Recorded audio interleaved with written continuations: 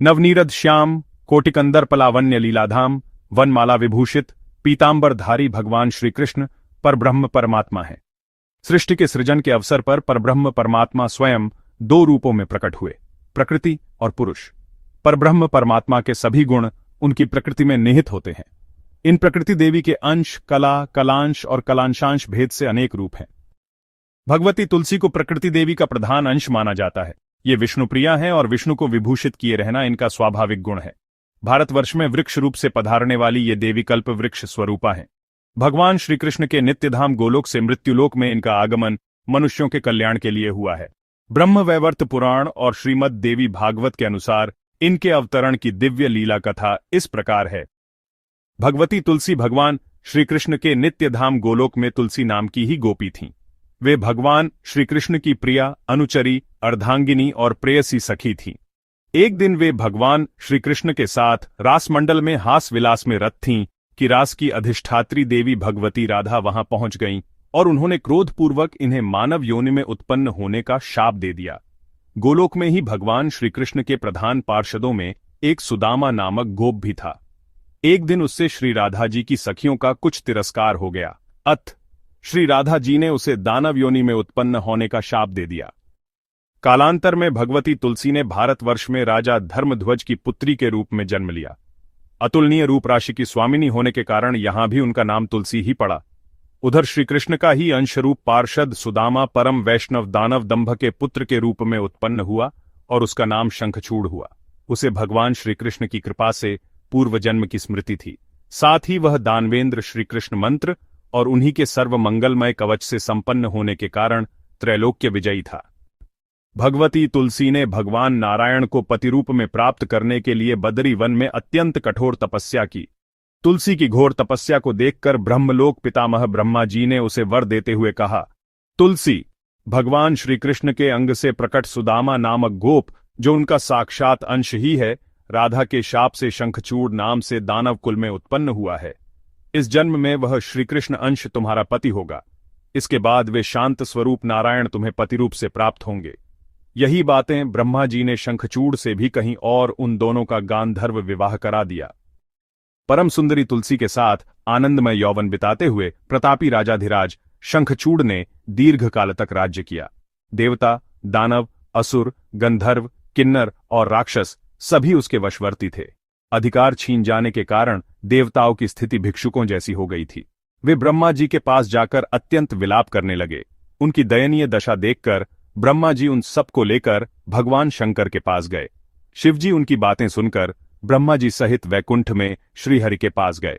वहां पहुंचकर ब्रह्मा जी ने बड़ी विनम्रता से संपूर्ण परिस्थिति स्पष्ट की, जिसे सुनकर भगवान श्रीहरि ने कहा, ब्राह्मण, शंखचूड़ पूर्व जन्म में सुदामा नामक गोप था। वह मेरा प्रधान पार्षद था। श्री राधा जी के शाप से उसे दानव योनि की प्राप्ति हुई है। वह अपने कंठ में मेरा सर्वमंगल नामक कवच धारण किए हुए है। उसके प्रभाव से यह त्रैलोक्य विजयी है।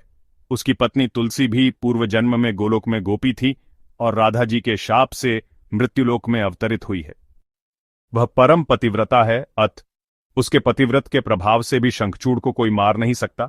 परंतु तुलसी मेरी नित्य प्रिया है। अतः सर्वात्म रूप मैं उसके लौकिक सतीत्व को भंग करूंगा और ब्राह्मण वेश से शंखचूड़ से कवच मांग लूंगा।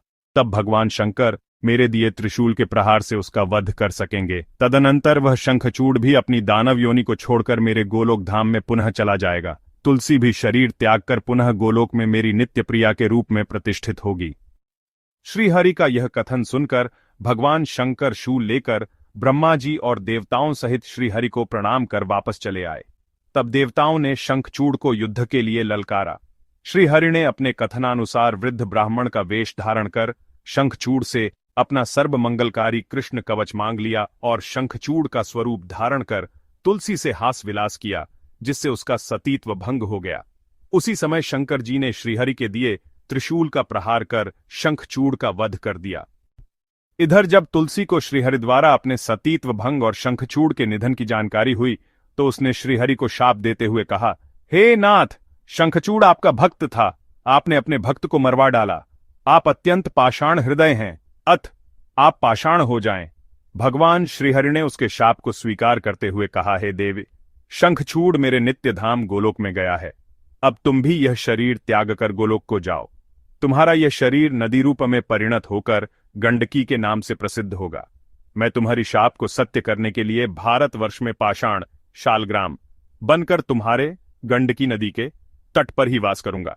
गंडकी अत्यंत पुण्यमयी नदी होगी और मेरे शालग्राम स्वरूप के जल का पान करने वाला समस्त पापों से निर्मुक्त होकर विष्णुलोक को चला जाएगा।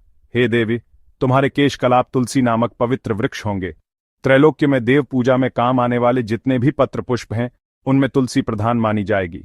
इस प्रकार लीलामय प्रभु भक्तों के हित के लिए पाषाण शालग्राम और उनकी नित्य प्रिया तुलसी तुलसी वृक्ष के रूप में भारतवर्ष में अवतरित हुई।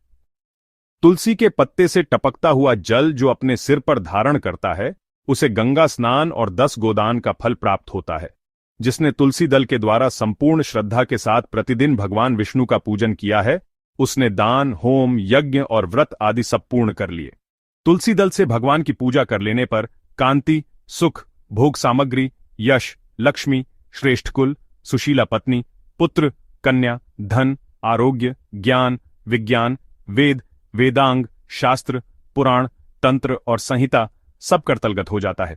तुलसी के मूल की मृत्तिका जिसके अंग में लगी हो, सैकड़ों पापों से युक्त होने पर भी उसे यमराज देखने में समर्थ नहीं होते। जैसे पुण्य सलिला गंगा मुक्ति प्रदान करने वाली है, उसी प्रकार ये तुलसी भी कल्याण करने वाली है। यदि मंजरीयुक्त तुलसी पत्रों के द्वारा भगवान श्री विष्णु की पूजा की जाए तो उसके पुण्य फल का वर्णन करना असंभव है। जहां तुलसी का वन है यहीं भगवान श्री कृष्ण की समीपता है तथा वहीं ब्रह्मा और लक्ष्मी जी संपूर्ण देवताओं के साथ विराजमान हैं। इसलिए अपने निकटवर्ती स्थान में तुलसी देवी को रोपकर उनकी पूजा करनी चाहिए।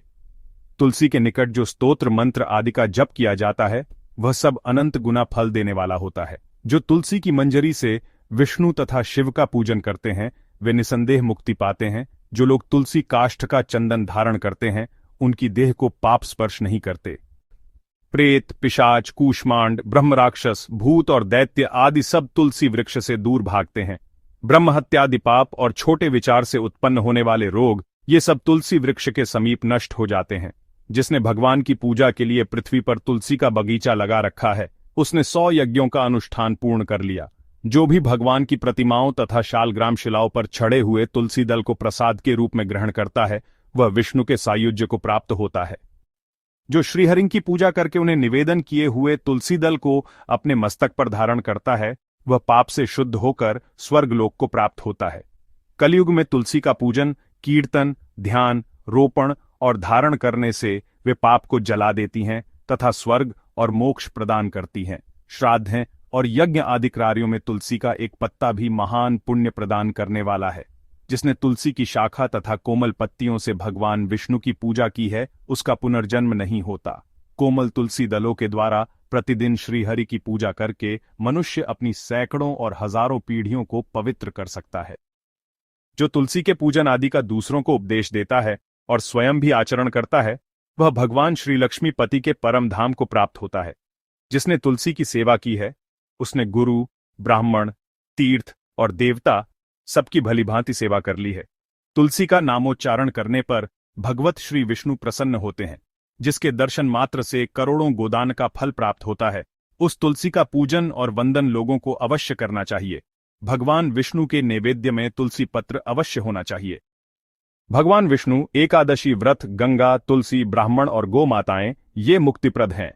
ब्रह्म वैवर्त पुराण में बताया गया है कि तुलसी पूजनोपरांत निम्नलिखित नामाष्टक का पाठ करने से अश्वमेध यज्ञ के फल की प्राप्ति होती है। वृंदा वृंदावनी विष्णु पूजिता विश्व पावनी, पुष्पसारा नंदिनी च तुलसी कृष्ण जीवनी, एतन्नामाष्टकम चैव स्तोत्रं नामार्थ संयुतम, य पठ्ठेत्तां च संपूज्य सो अश्वमेध फलम लभेत।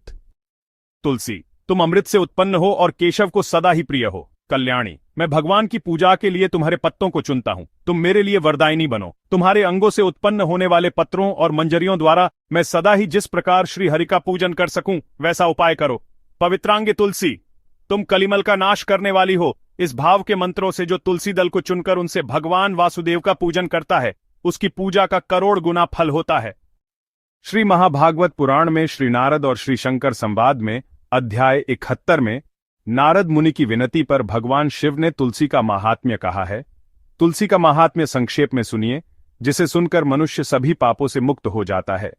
सभी लोगों के रक्षक, विश्वात्मा, विश्वपालक भगवान पुरुषोत्तम ही तुलसी वृक्ष के रूप में प्रतिष्ठित हैं। दर्शन, स्पर्श, नाम संकीर्तन, धारण या प्रदान करने से भी तुलसी मनुष्यों के सभी पापों का सर्वदा नाश करती है।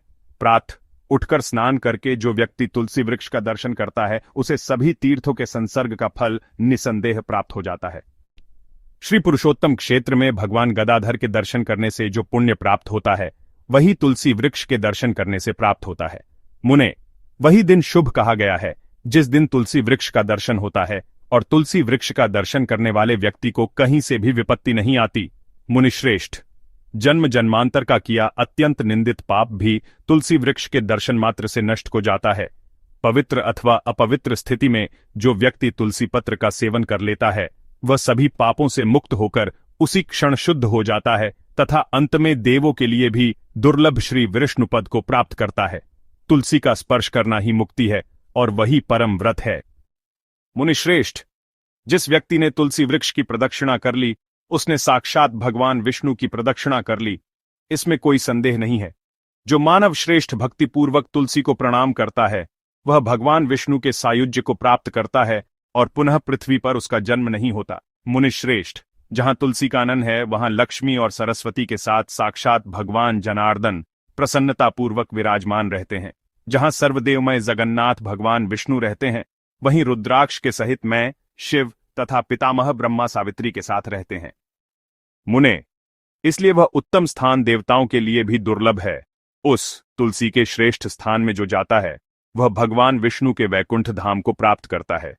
जो व्यक्ति स्नान करके उस पापनाशक क्षेत्र का मार्जन करता है वह भी पाप से मुक्त होकर स्वर्गलोक में जाता है। मुनिश्रेष्ठ, जो व्यक्ति तुलसी वृक्ष के मूल की मिट्टी से ललाट, कंठ, दोनों कान, दोनों हाथ, स्तन, मस्तक, पीठ, दोनों बगल तथा नाभि पर उत्तम तिलक लगाता है उस पुण्यात्मा को श्रेष्ठ वैष्णव समझना चाहिए। जो व्यक्ति तुलसी मंजरी से भगवान विष्णु का पूजन करता है उसे भी सभी पापों से रहित श्रेष्ठ वैष्णव कहा गया है। जो व्यक्ति वैशाख, कार्तिक तथा माघ मास में प्रातःकाल स्नान कर परमात्मा सुरेश्वर भगवान विष्णु को विधि विधान से तुलसी पत्र अर्पित करता है उसका पुण्य फल अनंत कहा गया है। 10,000 गाय दान करने तथा सैकड़ों वाजपेय यज्ञ करने से जो फल प्राप्त होता है वही फल कार्तिक मास में तुलसी के पत्तों तथा तुलसी मंजरी से भगवान विष्णु का पूजन करने से प्राप्त होता है। जो तुलसी कानन में भगवत विष्णु की पूजा करता है वह महाक्षेत्र भगवती कामाख्या के शक्तिपीठ में की गई पूजा का फल प्राप्त करता है। बुद्धिमान व्यक्ति को तुलसी पत्र रहित कोई पुण्य कार्य नहीं करना चाहिए। यदि कोई करता है तो उस कार्य का संपूर्ण फल उसे नहीं प्राप्त होता। तुलसी पत्र से रहित संध्या वंदन कालातीत संध्या की तरह निष्फल हो जाता है। तुलसी कानन के मध्य में तृणों अथवा वल्कल वृंदों से भी भगवान विष्णु के मंदिर का निर्माण कर जो उसमें भगवान विष्णु को स्थापित करता है तथा उनकी भक्ति में निरंतर लगा रहता है वह भगवान विष्णु के साम्य सारूप्य मुक्ति को प्राप्त करता है।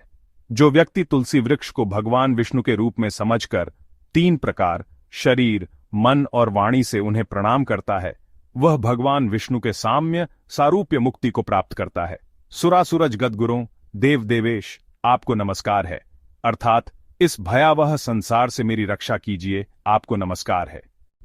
महामते, जो व्यक्ति बुद्धिपूर्वक 3 बार अथवा 7 बार प्रदक्षिणा करके संसार से उद्धार करने वाली भगवती तुलसी को इस मंत्र से भक्तिपूर्वक प्रणाम करता है वह घोर संकट से मुक्त हो जाता है। तीनों लोकों के उद्धार में तत्पर शिवे, जिस तरह साक्षात गंगा सभी नदियों में श्रेष्ठ हैं उसी तरह लोकों को पवित्र करने के लिए वृक्षों में तुलसी स्वरूपिणी आप श्रेष्ठ हैं। तुलसी, आप ब्रह्मा, विष्णु आदि प्रमुख देवताओं के द्वारा पूर्व में पूजित हुई हैं। आप विश्व को पवित्र करने के हेतु पृथ्वी पर उत्पन्न हुई हैं। विश्व की एकमात्र वंदनीय आपको मैं नमस्कार करता हूं, आप प्रसन्न हो। मुनिश्रेष्ठ, इस प्रकार जो व्यक्ति तुलसी को प्रतिदिन प्रणाम करता है वह जहां कहीं भी स्थित है भगवती तुलसी उसकी सभी कामनाओं को पूर्ण करती है। भगवती तुलसी सभी देवताओं की परम प्रसन्नता को बढ़ाने वाली है। जहां तुलसीवन होता है वहां देवताओं का वास होता है और पितृगण परम प्रीतिपूर्वक तुलसीवन में निवास करते हैं। पितृदेवार्चन आदि कार्यों में तुलसी पत्र अवश्य प्रदान करना चाहिए। इन कार्यों में तुलसी पत्र न देने पर मनुष्य उस कार्य का सम्यक फल प्राप्त नहीं पाते। महामते, लोक मुक्तिदा भगवती तुलसी को त्रिलोकीनाथ भगवान विष्णु सभी देवी देवताओं और विशेष रूप से पितृगणों के लिए परम प्रसन्नता देने वाली समझना चाहिए। इसलिए देव तथा पितृकार्यों में तुलसी पत्र अवश्य समर्पित करना चाहिए। जहां तुलसी वृक्ष स्थित है वहां सभी तीर्थों के साथ साक्षात भगवती गंगा सदा निवास करती हैं। जहां इन दोनों तुलसी और आंवला के निकट बिल्व वृक्ष भी है, वह स्थान साक्षात वाराणसी के समान महातीर्थ स्वरूप है। उस स्थान पर भगवान शंकर, देवी भगवती तथा भगवान विष्णु का भक्तिभाव से किया गया पूजन महापातकों का नाश करने वाला तथा बहुपुण्य प्रदायक जानना चाहिए। जो व्यक्ति वहां एक बिल्वपत्र भी भगवान शंकर को अर्पण कर देता है वह साक्षात भगवान शिव के दिव्य लोक को प्राप्त करता है। महामते, उसी प्रकार तुलसी पत्र तथा धात्री पत्र आंवले के पत्ते द्वारा भगवान विष्णु की पूजा करने से वह व्यक्ति भगवान विष्णु की सायुज्य मुक्ति को प्राप्त कर लेता है। यह सत्य है। जो व्यक्ति वहां भगवान विष्णु, भगवत शिव अथवा देवी भगवती को एक बिल्वपत्र अर्पण करता है वह भी पाप से मुक्त हो जाता है। मनुष्य वहां प्राण त्याग कर उस क्षेत्र के प्रभाव से मोक्ष प्राप्त करता है तथा उसका पुनर्जन्म नहीं होता। मुनिश्रेष्ठ, इस प्रकार मैंने इनका माहात्म्य संक्षेप में आपसे कहा। जो मनुष्य इस माहात्म्य को सुनता है वह भी स्वर्गलोक प्राप्त करता है। श्री गर्ग संहिता की 16वें अध्याय में श्री तुलसी माहात्म्य का वर्णन इस प्रकार है। श्री कृष्ण को प्राप्त करने की इच्छा से श्री राधा ने धर्मवेत्ताओं में श्रेष्ठ अपनी सखी श्री चंद्रानना सखी से कहा, सखी, तुम श्री कृष्ण की प्रसन्नता के लिए किसी देवता की ऐसी पूजा बताओ जो परम सौभाग्यवर्धक, महान पुण्यजनक तथा मनोवांछित वस्तु देने वाली हो। भद्रे, महामते, तुमने गर्गाचार्य जी के मुख से शास्त्र चर्चा सुनी है, इसलिए तुम मुझे कोई व्रत या पूजन बताओ। श्री नारद जी कहते हैं, राजन, श्री राधा की बात सुनकर समस्त सखियों में श्रेष्ठ चंद्रानना ने अपने हृदय में एक क्षण तक कुछ विचार किया, फिर इस प्रकार उत्तर दिया। चंद्रानना बोली, राधे, परम सौभाग्यदायक, महान पुण्यजनक तथा श्री कृष्ण की भी प्राप्ति के लिए वरदायक व्रत है तुलसी के सेवा। मेरी राय में तुलसी सेवन का ही नियम तुम्हें लेना चाहिए, क्योंकि तुलसी का यदि स्पर्श अथवा ध्यान, नाम कीर्तन, स्तवन, आरोपण, सेचन और तुलसी दल से ही नित्य पूजन किया जाए तो वह महान पुण्यप्रद होता है। शुभे, जो प्रतिदिन तुलसी की 9 प्रकार से भक्ति करते हैं वे कोटि सहस्त्र युगों तक अपने उस सुकृत्य का उत्तम फल भोगते हैं। मनुष्यों की लगाई हुई तुलसी जब तक शाखा, प्रशाखा, बीज, पुष्प और सुंदर दलों के साथ पृथ्वी पर बढ़ती रहती है तब तक उनके वंश में जो जो जन्म लेते हैं वे सब उन आरोपण करने वाले मनुष्यों के साथ 2000 कल्पों तक श्री हरि के धाम में निवास करते हैं। राधिके, संपूर्ण पत्रों और पुष्पों को भगवान के चरणों में चढ़ाने से जो फल मिलता है वह सदा एकमात्र तुलसी दलों के अर्पण से प्राप्त हो जाता है। जो मनुष्य तुलसी दलों से श्री हरि की पूजा करता है वह जल में पद्म पत्र की भांति पाप से कभी लिप्त नहीं होता। 100 भार सुवर्ण तथा 400 भार रजत के दान का जो फल है वही तुलसी वन के पालन से मनुष्य को प्राप्त हो जाता है। राधे, जिसके घर में तुलसी का वन या बगीचा होता है उसका वह घर तीर्थ रूप है, वहां यमराज के दूत कभी नहीं जाते। जो श्रेष्ठ मानव सर्वपापहारी, पुण्यजनक तथा मनोवांछित वस्तु देने वाले तुलसी वन का रोपण करते हैं वे कभी सूर्यपुत्र यम को नहीं देखते। रोपण, पालन, सेचन, दर्शन और स्पर्श करने से तुलसी मनुष्यों के मन, वाणी और शरीर द्वारा संचित समस्त पापों को दग्ध कर देती है। पुष्कर आदि तीर्थ, गंगा आदि नदियां तथा वासुदेव आदि देवता तुलसी दल में सदा निवास करते हैं। जो तुलसी की मंजरी सिर पर रखकर प्राण त्याग करता है वह सैकड़ों पापों से युक्त क्यों न हो, यमराज उसकी ओर देख भी नहीं सकते। जो मनुष्य तुलसी काष्ठ का घिसा चंदन लगाता है उसके शरीर को यहां क्रियमाण पाप भी नहीं छूता। शुभ है, जहां जहां तुलसी वन की छाया हो वहां वहां पितरों का श्राद्ध करना चाहिए। वहां दिया हुआ श्राद्ध संबंधी दान अक्षय होता है। सखी, आदिदेव चतुर्भुज ब्रह्मा जी भी शार्ग्न धम्वा श्री हरि के महात्म्य की भांति तुलसी के महात्म्य को भी कहने में समर्थ नहीं है। अथ गोप नंदिनी, तुम भी प्रतिदिन तुलसी का सेवन करो जिससे श्री कृष्ण सदा ही तुम्हारे वश में रहें। श्री नारद जी कहते हैं, नरेश्वर, इस प्रकार चंद्रानना की कही हुई बात सुनकर रासेश्वरी श्री राधा ने साक्षात श्री हरि को संतुष्ट करने वाली तुलसी सेवन का व्रत आरंभ किया। केतकी वन में 100 हाथ गोलाकार भूमि पर बहुत ऊंचा और अत्यंत मनोहर श्री तुलसी का मंदिर बनवाया, जिसकी दीवार सोने से जड़ी थी और किनारे किनारे पद्मरागमणि लगी थी। वह सुंदर मंदिर पन्ने, हीरे और मोतियों के परकोटे से अत्यंत सुशोभित था तथा उसके चारों ओर परिक्रमा के लिए गली बनाई गई थी, जिसकी भूमि चिंतामणि से मंडित थी। बहुत ऊंचा तोरण, मुख्य द्वार या गोपुर उस मंदिर की शोभा बढ़ाता था। वहां सुवर्णमय ध्वज दंड से युक्त पताका फहरा रही थी। चारों ओर ताने हुए सुनहले वितानों, चंदोवों के कारण वह तुलसी मंदिर वैजयंती पताका से युक्त इंद्र भवन सा देदीप्यमान था। ऐसे तुलसी मंदिर के मध्य भाग में हरे पल्लवों से सुशोभित तुलसी की स्थापना करके श्री राधा ने अभिजित मुहूर्त में उनकी सेवा प्रारंभ की। श्री गर्ग जी को बुलाकर उनकी बताई हुई विधि से सती श्री राधा ने बड़े भक्तिभाव से श्री कृष्ण को संतुष्ट करने के लिए आश्विन शुक्ला पूर्णिमा से लेकर चैत्र पूर्णिमा तक तुलसी सेवन व्रत का अनुष्ठान किया। व्रत आरंभ करके उन्होंने प्रतिमास पृथक पृथक रस से तुलसी को सींचा। कार्तिक में दूध से, मार्गशीर्ष में ईख के रस से, पौष में द्राक्षा रस से, माघ में 12 मासी आम के रस से, फाल्गुन मास में अनेक वस्तुओं से मिश्रित मिश्री के रस से और चैत्र मास में पंचामृत से उसका सेचन किया। नरेश्वर।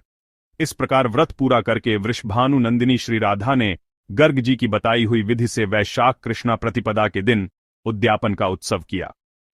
उन्होंने 2 लाख ब्राह्मणों को 56 भोगों से तृप्त करके वस्त्र और आभूषणों के साथ दक्षिणा दी। विदेहराज। मोटे मोटे दिव्य मोतियों का 1 लाख भार और सुवर्ण का 1 कोटि भार श्री गर्गाचार्य जी को दिया। उस समय आकाश में देवताओं की दुंदुभियां बजने लगीं, अप्सराओं का नृत्य होने लगा और देवता लोग उस तुलसी मंदिर के ऊपर दिव्य पुष्पों की वर्षा करने लगे। उसी समय सुवर्णमय सिंहासन पर विराजमान हरिप्रिया तुलसी देवी प्रकट हुई। उनके 4 भुजाएं थीं, कमल दल के समान विशाल नेत्र थे, 16 वर्ष की सी अवस्था एवं श्याम कांति थी। मस्तक पर हेममय किरीट प्रकाशित था और कानों में कांचनमय कुंडल झलमला रहे थे। पीतांबर से आच्छादित केशों की बंधी हुई नागिन जैसी वेणी में वैजयंती माला धारण किए गरुड़ से उतरकर तुलसी देवी ने रंगवल्ली जैसी श्री राधा को अपनी भुजाओं से अंक में भर लिया और उनके मुख चंद्र का चुंबन किया। तुलसी बोली, कलावती कुमारी राधे, मैं तुम्हारे भक्ति भाव से वशीभूत हो निरंतर प्रसन्न हूं। भामिनी, तुमने केवल लोक संग्रह की भावना से इस सर्वतोमुखी व्रत का अनुष्ठान किया है, वास्तव में तो तुम पूर्ण काम हो। यहां इंद्रिय, मन, बुद्धि और चित्त द्वारा जो जो मनोरथ तुमने किया है वह सब तुम्हारे सम्मुख सफल हो। पति सदा तुम्हारे अनुकूल हों और इसी प्रकार कीर्तनीय परम सौभाग्य बना रहे। श्री नारद जी कहते हैं, राजन।